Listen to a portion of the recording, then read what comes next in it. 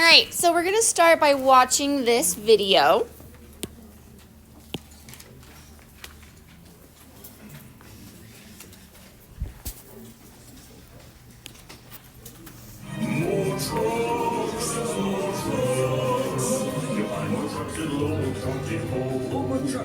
More used trucks than anyone in Utah. Find your truck and get it. We don't care.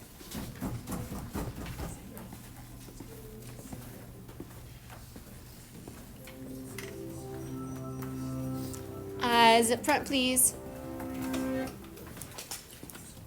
They've passed every test, cleared every hurdle, jumped through every hoop. Now all that remains is to unleash them on the world. But wait, what's this? Ah, yes, there's one more challenge. They must now cross the Valley of Death. All new products must pass through here before they reach the market. Many never make it out, and sometimes that's okay. If they don't work, don't fill a need, or for any number of other reasons. But inventions that could help address massive global issues also face this risk.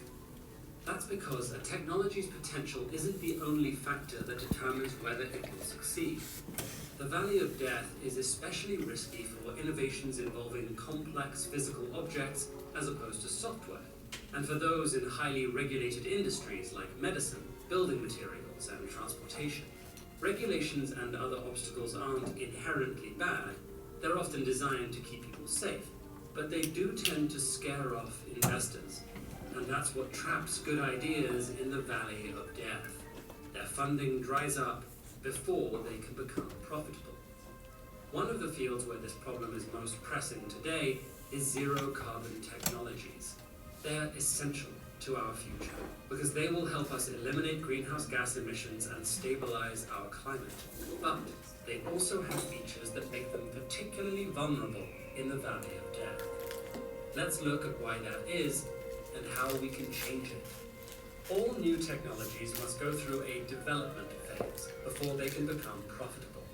For zero-carbon technologies, the costs of this phase are high, the timelines are long, and in spite of the good they can do, demand is often low because they can require big changes in both infrastructure and consumer behavior. For example, electric heat pumps don't burn fossil fuels, and when you factor in savings on energy use, are cost competitive with gas furnaces. But homeowners only change their heating and cooling systems every few decades. Direct air capture technologies, meanwhile, remove CO2 directly from the atmosphere. We need these technologies to reach our emission goals, and several of them have already been proven to work. But they're at risk of getting trapped in the Valley of Death because they're expensive. This creates a vicious cycle, because the best way to lower costs is by, well, practicing, making more of a product and refining it. But high initial costs scare off investors, and without their money, companies can't continue to develop their technologies, and can't ultimately decrease costs. Fortunately, there's a way to break this cycle. Governments can help close the gap when private investors won't fund technologies with such a high potential for social benefit. This isn't just theoretical. In the 1990s, functioning solar panels existed, but weren't widely adopted because of their cost. To change this, Germany offered government loans to companies creating solar panels, and legally obligated utility companies to buy electricity produced using renewable energy. The US and China followed suit by financing major solar panel projects.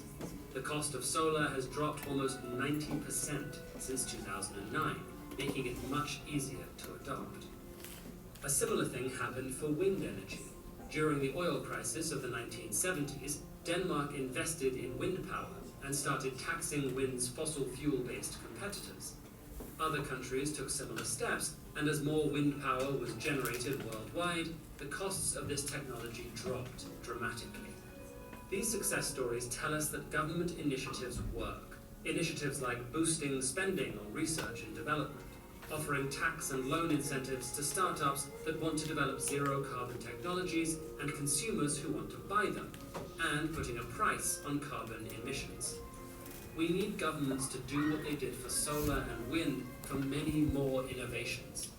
At the end of the day, ideas and inventions alone can't solve our most daunting problems. Policies and markets have to be shaped so the most promising technologies can succeed. So how do you convince people to support positive change?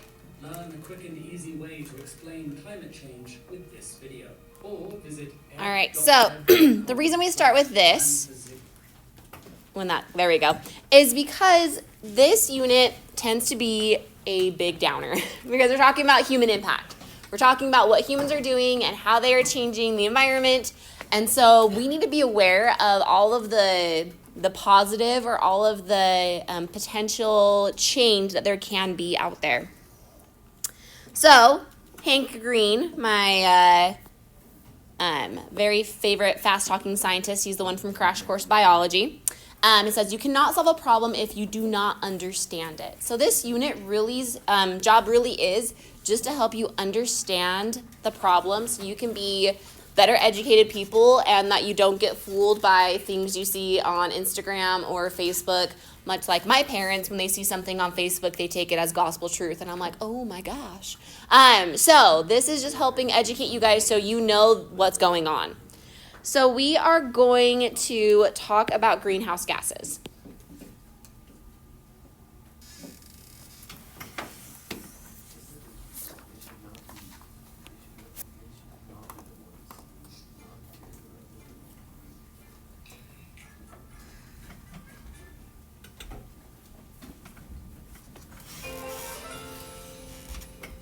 Trevor's not here. Trevor got his mission call last night. The Earth and the Moon are basically the same distance from the Sun, yet temperatures on the Moon average an unlivable negative 18 degrees Celsius. And even deadlier, they range from negative 170 Celsius during lunar night to 100 Celsius at lunar noon, regularly exceeding both the coldest and hottest temperatures ever recorded on Earth. And while the days and nights on the Moon are about 14 times longer than those on Earth, our planet's relatively fast rotation isn't what spares us from those lunar temperatures. What protects us is our atmosphere. By day, it serves as a shield, blocking out the most harmful and energetic of the sun's rays, and about 1/3 of the less intense but visible light.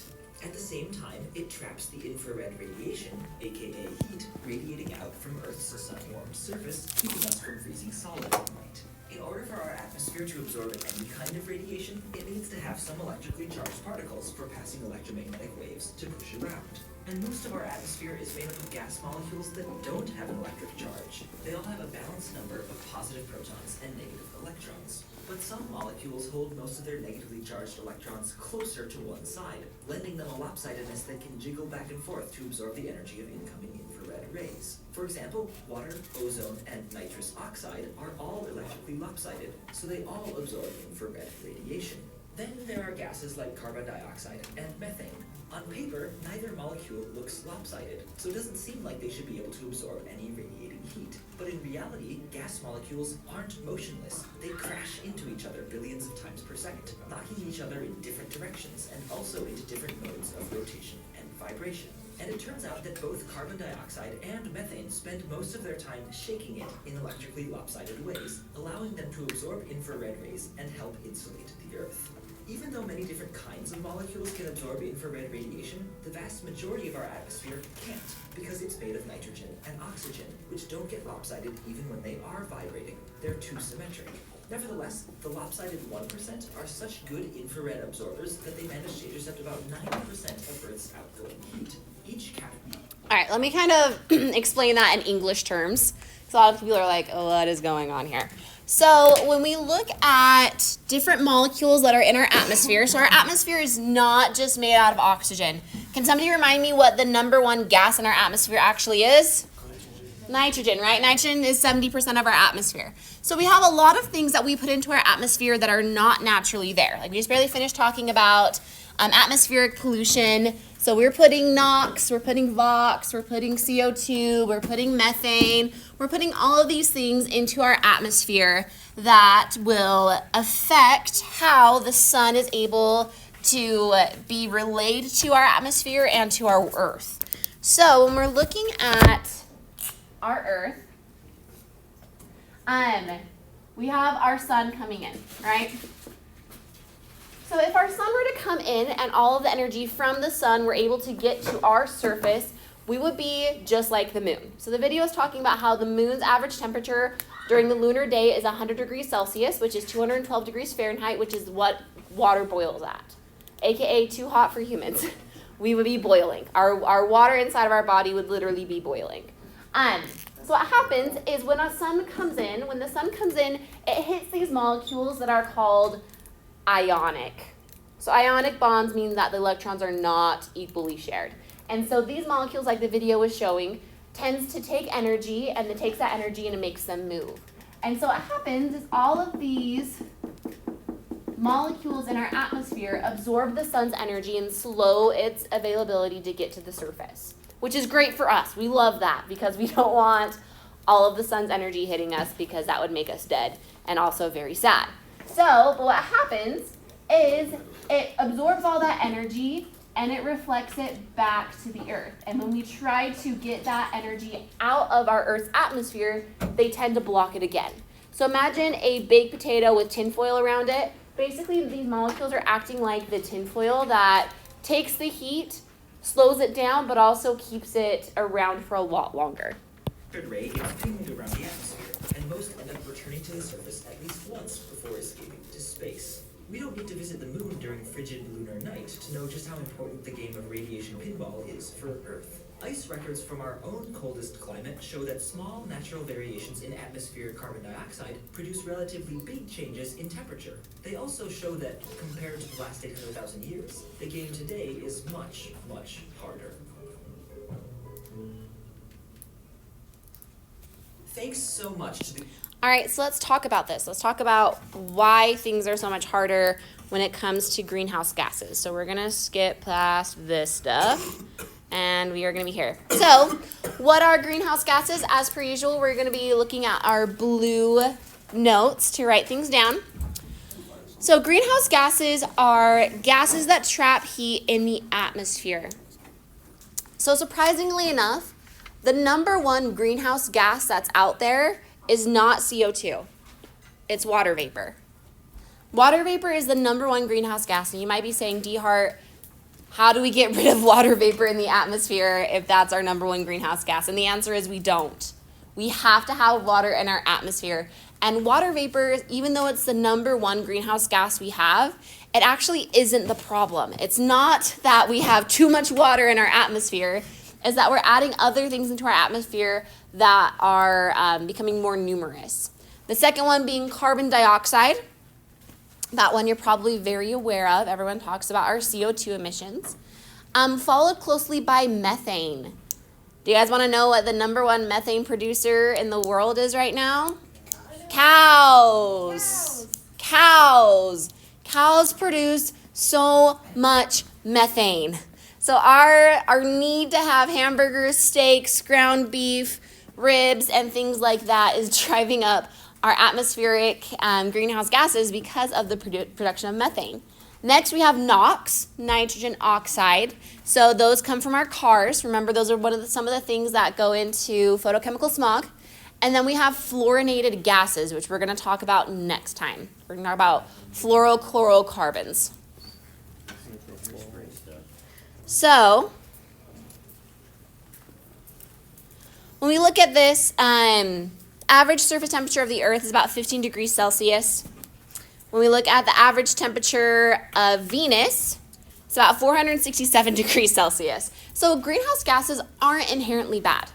They make our world livable. It makes it so that we can actually survive here. But when they get out of control, it gets into a big problem. So like the video is talking about, the Earth and the moon are about the same distance from the sun, but during the day it's 127 degrees Celsius above boiling, and at nighttime it's negative 173 degrees Celsius. So very, very big. So like I said before, greenhouse gases act as insulators for the Earth, absorbing heat and warming the surface at an average of 15 degrees Celsius. The result is a surface temperature necessary for life on Earth to exist. So really they're our homies. We need them. We cannot get rid of all greenhouse gases or we're going to be in big trouble. So the principal greenhouse gases are carbon dioxide, methane, nitrous oxide, NOx, or chlorofluorocarbons, or CFCs. It's a lot easier to say that.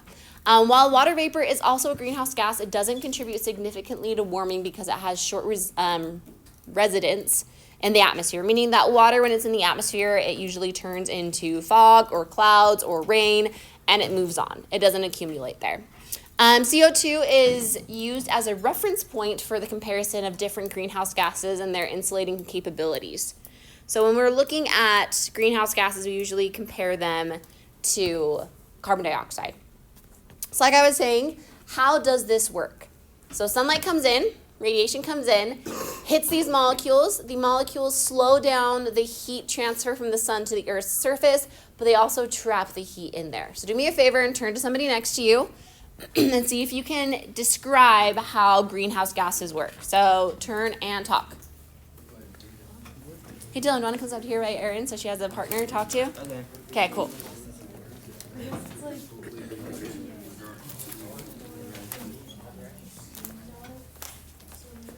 Jake, let's have you move up there to the front table so there's 4 people up there so everyone can have a thinking partner. Turn and talk, friends. There is no talking. It's like insulators, but if you have too much of them, it'll burn us alive. That is true. That is true. Being a burrito is only good if you're warm and not dying.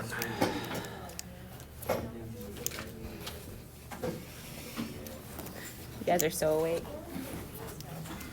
I'm running only 4 hours of sleep, so. What is wrong with you? Why are you only 4 hours of sleep, man? I was sleeping like 5 hours. Oh, it's garbage. Yeah.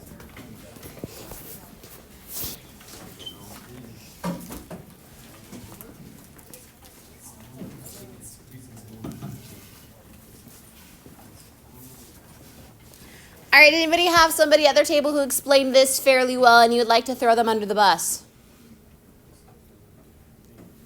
Throw your friend under the bus. Not literally. Please don't do that literally. Okay. Destiny sticks are going to call us out then. It looks like it's going to be Portia.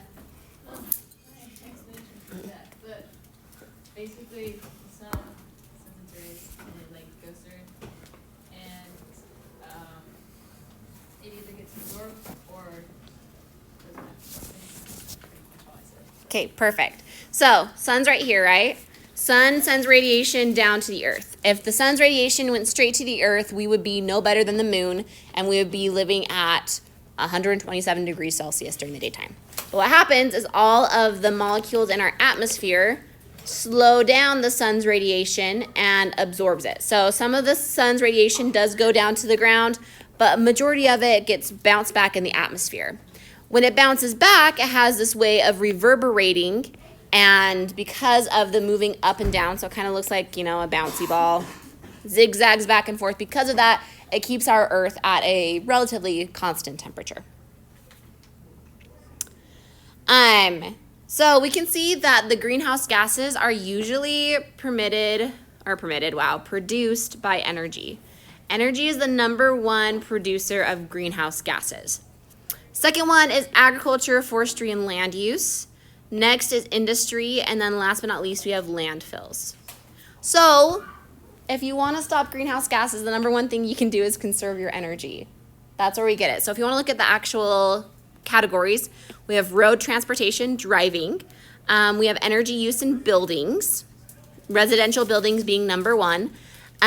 We have other industry being iron and steel, chemicals and petroleum, food and tobacco, paper and pulp, machinery. So there's a lot of ways to cut back on our greenhouse gases that aren't always what you would think. So if you look at different countries, you can see the amount of CO2 emissions per person. So Saudi Arabia is #1, followed by Australia, which is kind of weird considering Australia is a lot smaller of a, country/continent. USA, we are #3, guys. We made it on the podium. We are bronze medal of most CO2 produced per person. I know, right? Canada is also on the podium with us. We're about level. Next is South Korea, Russia, Iran, Japan, Germany, China, India being the best down there. So you can see we produce a lot of CO2 per person. So production and emission of unnatural amounts of greenhouse gases has increased the greenhouse effect. So you can see it's keeping us warmer. At this table, we were talking about the greenhouse effect, and we said it's really good to be insulated until you're burning yourself up. So it's kind of like if you're in one of those mummy sleeping bags at nighttime when you're camping, it feels great. But if you'd wear that mummy sleeping bag outside in the daytime while you're camping, you're gonna roast yourself to death. And that's what's happening with the greenhouse gases. So what is the impact? Impact of raising greenhouse gases is we're seeing a rise in our sea levels because we are melting our polar ice caps. We see disease vectors. We talked about diseases our last unit. We see those diseases going up as well because diseases like warm, humid places. So if the sea level is rising, more humidity, and if it's getting warmer, more humidity, and with more warm temperatures, we're seeing diseases go up as well. And then it can also lead in changes in population dynamics. So population dynamics, you remember we have pre-industrial, industrializing, industrial, and post-industrial. So we have like our Hershey kiss, our pyramid, our pencil shape, and our dome. So it can also affect population dynamics as we go forward. So this is just a diagram I want you to talk to your table about. So this is showing the monthly global average temperature from 1851 to 2020. So go ahead at your table, turn and talk about it. What do you see? What do you wonder?